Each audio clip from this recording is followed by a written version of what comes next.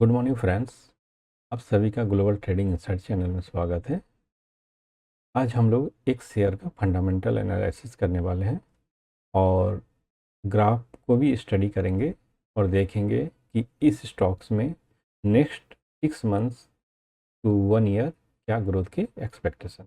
Okay, तो friends this is just for educational purpose और मैं जस्ट यहाँ सिखाना चाहूँगा कि किसी भी स्टॉक्स का फंडामेंटल एनालिसिस कैसे किया जाता है। ओके, तो किसी भी स्टॉक्स में इन्वेस्ट करने के पहले हमें किन किन बातों का ध्यान रखना चाहिए, हमें किन किन डेटा को जो है देखना चाहिए। तो for this I will use 2 or 3 websites. तो this is not for any website promotion purpose. Actually मैं पर्सनली उन वेबसाइट को फॉलो करता हूँ। तो शुरू करते हैं। तो मैंने जो स्टॉक्स सेलेक्ट किया है वो है अदानी एंटरप्राइज। तो मैंने अदानी एंटरप्राइज इसलिए सेलेक्ट किया क्योंकि इसका जो है आप देख सकते हो 1 मई को जो है रिजल्ट डिक्लेयर होने वाला है और हम लोग देखते हैं कि अभी करंटली इसके जो है परफॉर्मेंस क्या है, आगे इसमें क्या एक्सपेक्टेशन है। तो फ्रेंड्स शुरू करते हैं अदानी एंटरप्राइज शेयर का फंडामेंटल एनालिसिस। ओके, तो जैसे आप देख सकते हो कि अदानी एंटरप्राइज का करंट प्राइस जो है 2313 चल रहा है। आज ये 0.76% डाउन भी है। ओके, इसका 52 वीक्स रेंज आप देख सकते हो जो कि है 2025 से लेकर 3743। तो दिस रेंज से ये क्लियरली हमें पता चलता है कि अभी जो वैल्यू चल रही है वो अभी भी जो है लो साइड की तरफ ही है। ओके, मतलब ये हाई से अभी बहुत ज़्यादा दूर है। तो अगर ये अपने हाई की तरफ जाती है तो अच्छे ग्रोथ के अपॉर्चुनिटीज़ पेंडिंग है। ओके, नेक्स्ट हम लोग देखते हैं इस कंपनी के strength, weakness, opportunity and threats को। ओके, तो स्ट्रेंथ आप देख सकते हो, कुछ अगर स्पेसिफिक स्ट्रेंथ है तो देख लेते हैं। Annual EPS improvement for last 2 years with high EPS growth, all दो थिंग्स। ओके, ये मनी कंट्रोल की तरफ से जो है कुछ फंडामेंटल एनालिसिस किए हुए हैं और उनके इंफॉर्मेशन यहाँ दिए हुए हैं। ओके, तो कुछ खास जो है स्पेसिफिक नहीं है जो हमें डिसीजन लेने में हेल्प कर सके कि ये स्टॉक्स जो है कैसे करेगा। वीकनेस भी देख लेते हैं। वीकनेस में जैसे आप देख सकते हो फॉरेन एफआईआई डिक्रीज दियर स्टेक होल्डिंग लास्ट क्वार्टर। या ये सभी को पता है कि लास्ट सितंबर 2024 से मार्च 2025 तक फॉरेन इन्वेस्टर्स ने बहुत ज़्यादा अपना होल्डिंग को डिक्रीज किया है इंडियन स्टॉक मार्केट में। तो ये सिर्फ इस स्टॉक्स स्पेसिफिक नहीं है, आप जो भी अच्छे स्टॉक्स ओपन भी करके देखोगे तो वहाँ पर जो है आपको ये टर्म जरूर मिलेगा। Okay, next is company with increase डेप्ट। Okay, so this is specific for this company. Okay, तो कंपनी ने जो है अपने स्टॉक्स पे जो है डेप्ट थोड़ा इंक्रीज किया है जो कि अच्छा नहीं है, लेकिन हमें ये भी देखना है कि उन्होंने कितने परसेंट जो है उन्होंने इंक्रीज किया है। ओके, तो दिस स्टेटमेंट से जो है हमें नहीं पता चल रहा है कि ये स्टॉक आगे जो है कैसा परफॉर्म करेगा। अपॉर्चुनिटीज़ भी देख लेते हैं। अपॉर्चुनिटीज़ में above DM. Okay, so these are the actually technical analysis terms जो यहाँ मनी कंट्रोल ने पब्लिश किया हुआ है। कुछ स्पेसिफिक होना चाहिए जिससे ये पता चले कि हाँ ये कंपनी जो है अभी किसी इंक्वायरी के अंदर है या कुछ गुड न्यूज़ है। ये सारे इन्फॉर्मेशन अगर आते हैं तो वो ज़्यादा हेल्प करते हैं जानने में कि ये स्टॉक्स जो है आगे कैसे परफॉर्म करेगा। थ्रेड भी जो है देख लेते हैं। ओके, सो इन थ्रेड भी आप देख सकते हो ये सारे जो है टेक्निकल एनालिसिस किए हुए हैं, उसके हिसाब से जो है ये कुछ पॉइंट्स यहाँ पर मेंशन किए हुए हैं। ओके, तो मुझे कुछ खास जो है स्पेसिफिक इन्फॉर्मेशन नहीं मिल पाया यहाँ चारों चीज़ों से। तो हम लोग कुछ और भी डेटा देखते हैं इस स्टॉक्स के बारे में। ओके, तो आप यहाँ मार्केट कैपिटल देख सकते हो। मार्केट कैपिटल काफ़ी अच्छा है। ओके, हमें हमेशा जो है अच्छे मार्केट कैपिटल वाले स्टॉक्स पर ही ज़्यादा ध्यान देना चाहिए। ओके, जो है डिविडेंड आप देख सकते हो, ये कंपनी जो है 0.06 डिविडेंड भी देती है। उन स्टॉक्स पर ज़्यादा ध्यान देना चाहिए जो कि डिविडेंड देती है और जिनका फ्रीक्वेंसी जल्दी हो। नेक्स्ट जो है ग्राफ, तो ग्राफ एनालाइज हम लोग सबसे लास्ट में करेंगे, पहले फंडामेंटल एनालिसिस कर लेते हैं इस स्टॉक्स का, और उसके बाद जो है ग्राफ में हम लोग देखेंगे कि नेक्स्ट जो है आगे क्या हो सकता है। ओके, फोरकास्ट में आप देख सकते हो इस स्टॉक्स के बारे में किया हुआ है कि लो मिड एंड हाई, हाई तो ये मेंशन कर रहा है कि 4700 तक भी जा सकता है। ओके, और ये लोग रेकमेंड कर रहे हैं, इनके जो एनालिस्ट जो है उनके रेटिंग के हिसाब से यहाँ बाय का जो है रिकमेंडेशन भी किया हुआ है। फाइन, सो ये जो है एनालिस्ट जो होते हैं डेफिनेटली उनके रिकमेंडेशन को भी हम लोग माइंड में रख कर जो है कोई भी डिसीजन लेते हैं, क्योंकि ये लोग मनी कंट्रोल हो चाहे कोई भी कंपनी के जो एनालिस्ट होते हैं, वे लोग, उन लोगों के पास जो है बहुत ज़्यादा ही नॉलेज होता है स्टॉक्स मार्केट के बारे में। ओके, तो नेक्स्ट हम लोग देख लेते हैं और भी कुछ। ओके, यहाँ हम लोग देख सकते हैं प्राइस एंड वॉल्यूम के बारे में, तो आप देख सकते हो 1 वीक में जो है ये -5 डिग्री ये डाउन जा चुका है। तो अभी लास्ट 3 ईयर्स से जो है यहाँ कुछ भी खास ग्रोथ जो है नहीं दिख रहा है इस स्टॉक्स में। ओके, इसका मतलब ये नहीं है कि अभी नेक्स्ट 6 to 1 ईयर भी जो है कोई अच्छा अपॉर्चुनिटीज़ नहीं होगा। ये तो ग्राफ देखने के बाद ही हम लोग कुछ डिसीजन ले सकते हैं। ओके, आप यहाँ देख सकते हो जो है वॉल्यूम एनालिसिस में भी कि कितने स्टॉक्स जो है डिलीवरी में गए हुए हैं कितने। ओके,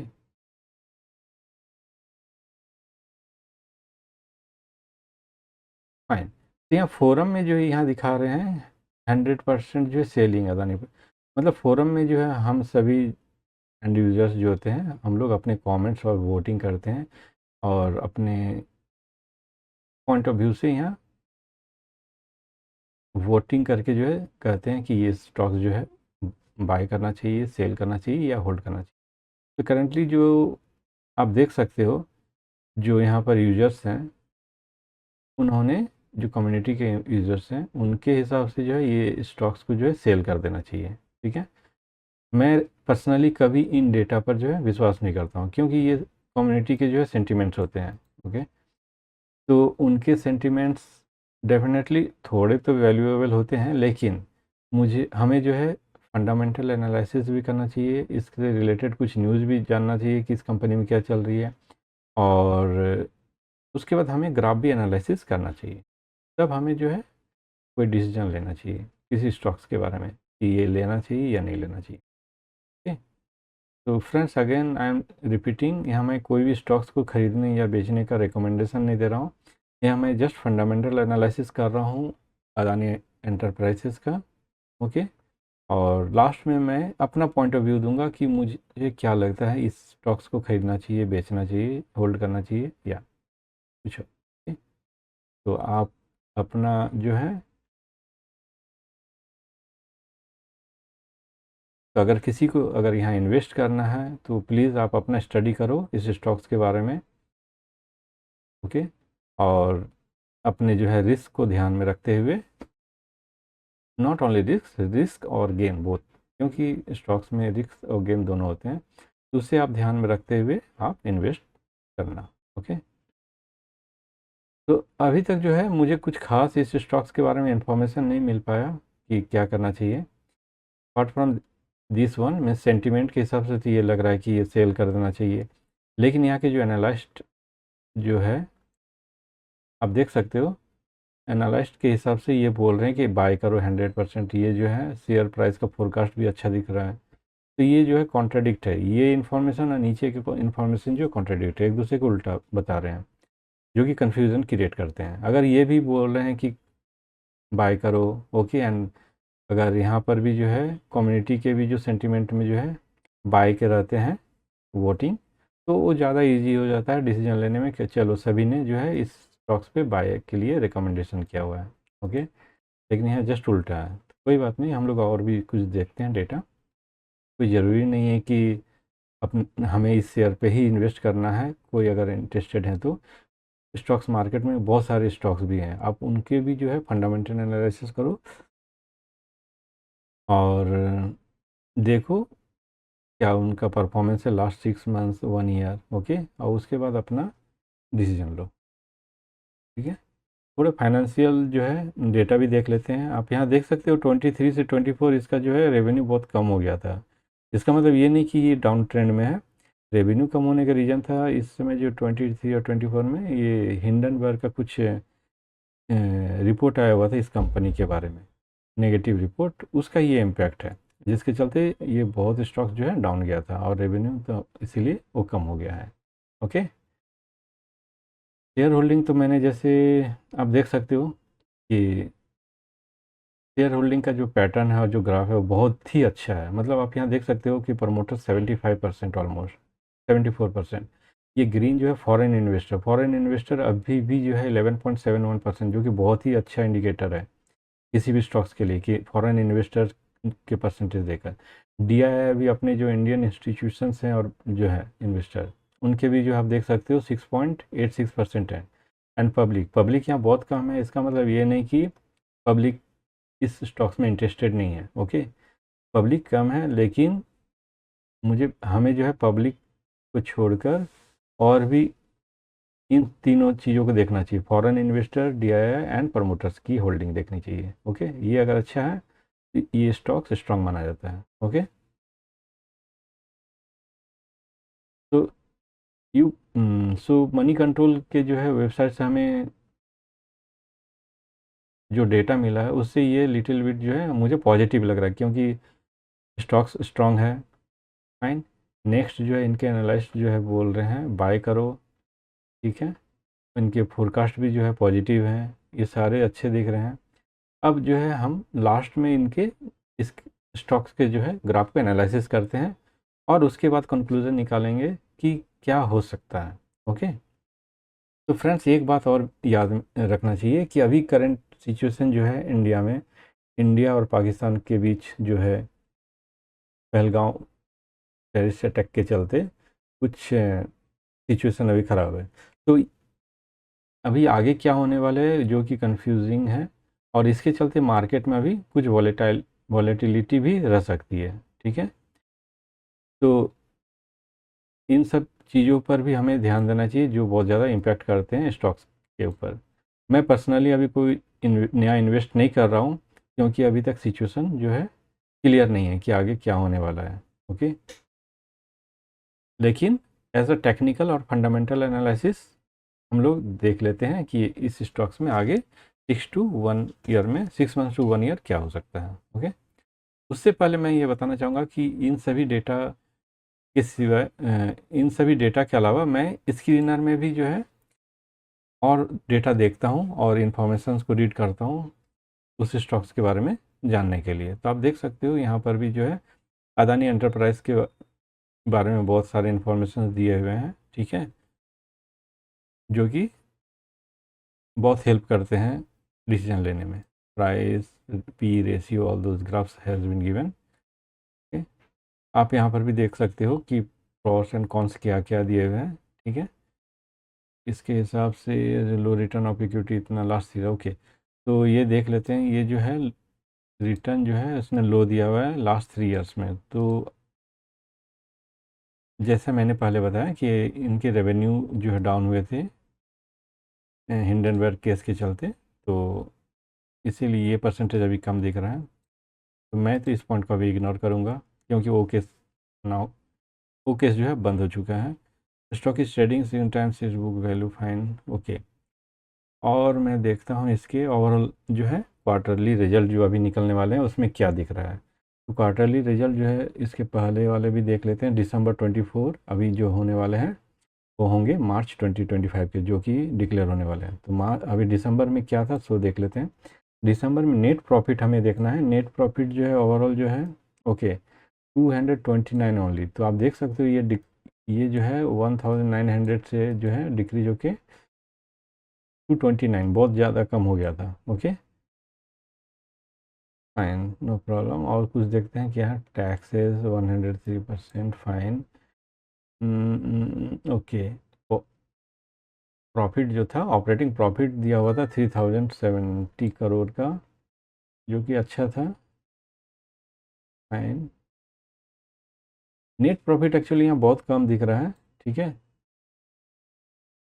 जो कि फॉरेन इन्वेस्टर के सेल आउट के चलते भी जो है बहुत ज़्यादा इम्पैक्ट पड़ा था सारे शेयरों पे, तो वो एक रीज़न हो सकता है। फाइन, प्रॉफिट एंड लॉस भी देख लेते हैं। प्रॉफिट देखते हैं, नेट प्रॉफिट जो था ये 4352, ओके, ये तो अच्छा है। देखो आप लास्ट टाइम से, जो लास्ट क्वार्टर से इस क्वार्टर में जो है नेट प्रॉफिट अच्छा था, ओके।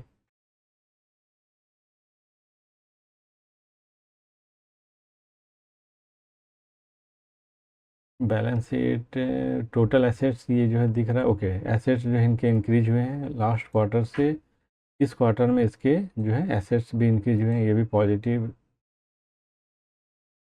इंडिकेशन है। फाइन, तो हम लोगों ने ऑलमोस्ट जो है बहुत सारे डेटा देख लिए, कुछ स्पेसिफिक मुझे कंक्लूजन यहाँ नहीं मिल पाया कि ये क्या होने वाला है स्टॉक्स पे, ओके।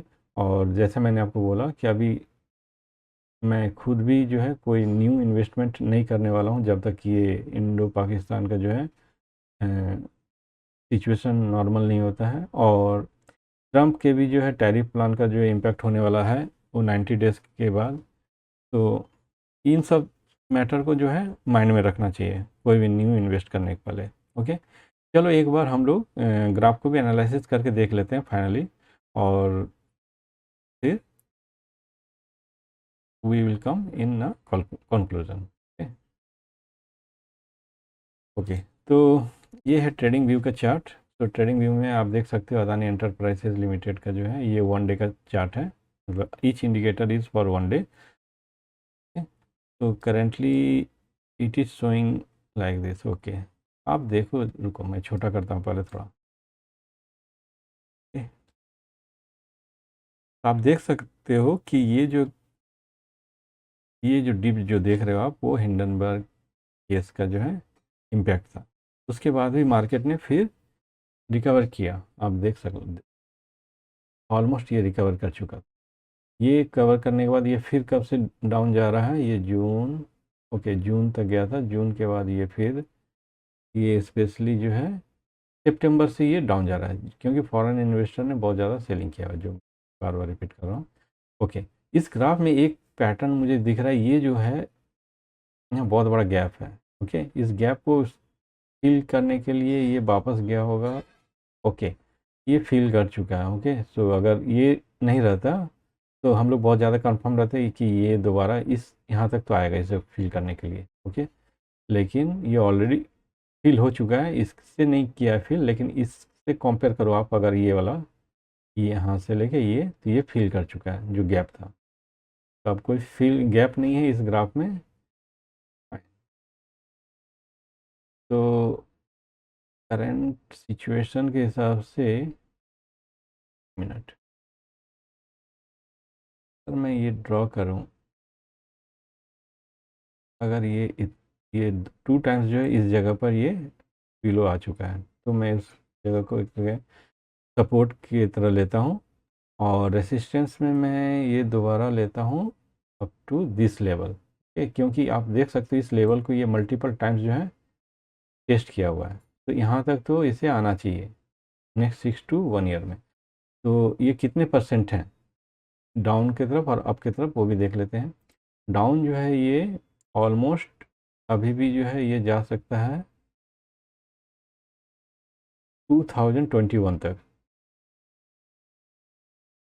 ऑलमोस्ट 2020 से लेकर 2030 के बीच वो नीचे जा सकता है। और ऊपर अगर ये जाएगा तो ऊपर ये जा सकता है करीब यहाँ से लेकर 3290 तक। तो प्रॉफिट के चांसेस जो है आप देख सकते हो, प्रॉफिट और लॉस की जो रेशियो है वो 3.48 है, ओके। तो ये जो है एक अच्छा पैटर्न यहाँ पर बन रहा है।